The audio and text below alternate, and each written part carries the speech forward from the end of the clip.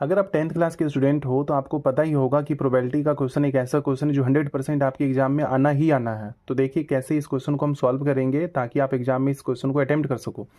कहा गया कि लाल पासे और नीले पासे को फेंका गया है एक साथ, दोनों पासों की संख्याओं का योग 8 होने की प्रायिकता ज्ञात हमें करनी है।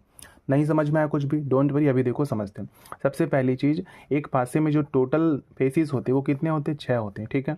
तो 2 पासा हमने फेंका है तो टोटल केसेस कितने बनेंगे? पासा मतलब जो लूडो खेलते हैं उसमें जो गोटी होती है उसे पासा बोलते हैं। तो टोटल केसेस कितने बनेंगे?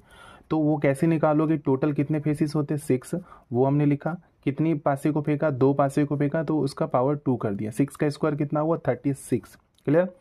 अब हमें क्या देखना है कि हमें क्या निकालना है? दोनों पासों की संख्याओं का योग 8 होने की प्रायिकता हमें निकालनी है, यानी कि हमें ऐसे योग का निकालना है जिसका टोटल क्या हो? 8 हो। तो आप सोचो कि टोटल 36 जिसमें बनने वाला है उसमें कौन कौन से कॉम्बिनेशन होंगे जिसमें दोनों का टोटल करें तो 8 हो। तो सबसे पहला क्या होगा? 2 के साथ 6। 1 के साथ क्यों नहीं हुआ? क्योंकि 1 के साथ में आपको क्या लेना होगा? 7। तो 7 तो हो नहीं सकता दूसरे पासे में। दूसरा क्या होगा? 3,5। तीसरा क्या होगा? 4,4। चौथा क्या होगा?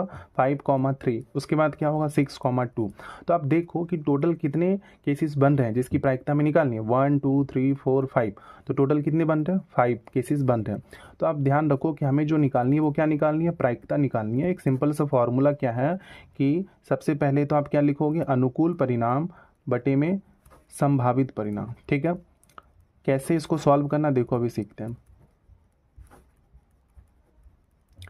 अनुकूल परिणाम क्या होगा? जिसकी आपको प्रायिकता निकालनी है। हमें इसकी प्रायिकता निकालनी है तो इसकी संख्या कितनी है? 5, वो हमने लिखा ऊपर।